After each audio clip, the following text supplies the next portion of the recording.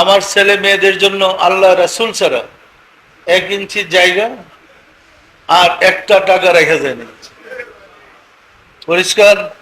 সম্মানিত আশিক রাসূলেরা, আমি একটা কথা পরিষ্কার বলতে চাই, আমি কোনো তরিকা করি না, আমি মোহাম্মদ ইসলাম পালন করি। কোন ইসলাম?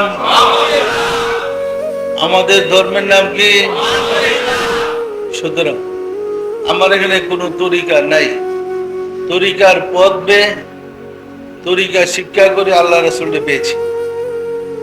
এরপর আমাকে পোস্টিং দেওয়া হয়েছে মোহাম্মদ ইসলামটাকে জাতি জগতের কাছে তুলে ধরার জন্য। তো আপনারা পরিষ্কার মনে রেখেন যে আমার তরিকায় মোহাম্মদ ইসলামে কেউ পীর হবে না, আমার দরবারে কেউ পীর হবে না। রাসূলের পরে সাহাবায়ে কেরামদের মধ্যে কেউ পীর ছিলেন না, ছিলেন নাকি? পীর হইলে আবার এটা তরিকায় চলে যাবে। আপনারা কি আবার তরিকায় ফিরে যেতে চান? ইসলাম হইল গাছ আর তরিকা হইল গাছের ডাল, শাখা প্রশাখা। তো যদি পীর হয় তাহলে আবার তরিকায় চলে গেল, এই মোহাম্মদ ইসলামটা রক্ষা হবে কিভাবে? সুতরাং আপনারা প্রত্যেকেই মোহাম্মদ ইসলামকে পালন করার জন্য, প্রচার করার জন্য চেষ্টা করবেন। দেখেন রাসূলের সাহাবায়ে কেরামগণ রাসূলের বাণী মুবারক যে যতটুকু শুনেছে ততটুকু পর্যায়ক্রমে বর্ণনা করতে করতে ৭৬ হাদিস পর্যন্ত আসছে। পরিষ্কার না? পরিষ্কার না? আপনাদেরও দায়িত্ব এবং কর্তব্য মুহাম্মদ ইসলামের আদর্শটা প্রত্যেকেই পালন করে। তবে খলিফাতুল মুসলিমিনদের মতো আমাদের এখানে ইমাম হবে, আমাদের এখানে ইমামতের যুগ। পরিষ্কার? সুতরাং আমার এখানে কোনো পীর হবে না। যদি কেউ কখনো পীর দাবি করে আপনারা পাত্তাই দিবেন, পীর হওয়ার কোনো সুযোগ নেই। পীর হলে আবার মোহাম্মদ ইসলাম পিছিয়ে গেল।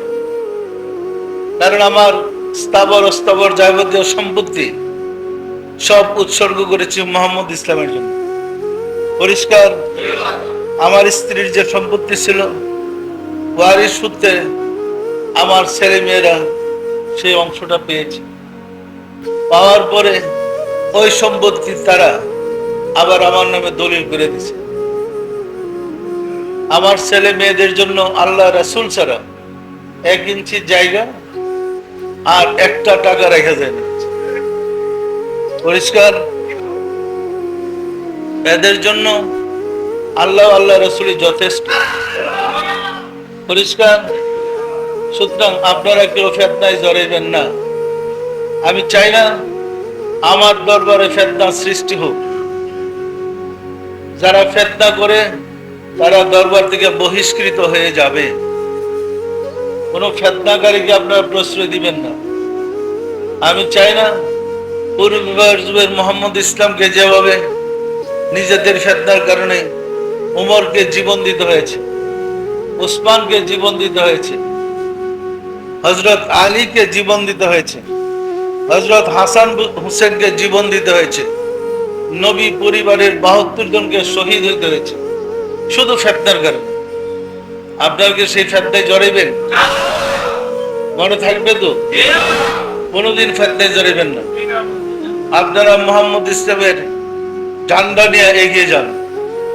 আমরা যদি এই মোহাম্মদ ইসলাম আজীবন চালিয়ে যেতে পারি, আমার জীবন, আমার ছেলেদের জীবন, তাদের জীবনের, আপনাদের জীবন, প্রত্যেক জাতিদের জীবন চালিয়ে যেতে পারি, ইনশাল্লাহ সারা জগতেই মোহাম্মদ ইসলামের জোয়ার আসবে।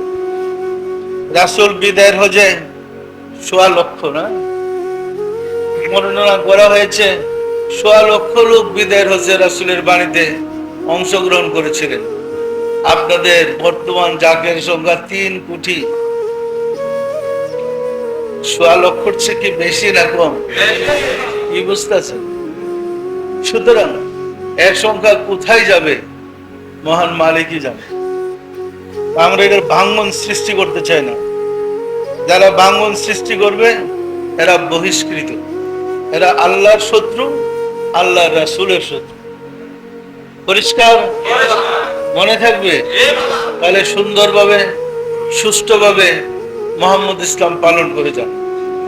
পারবেন তো?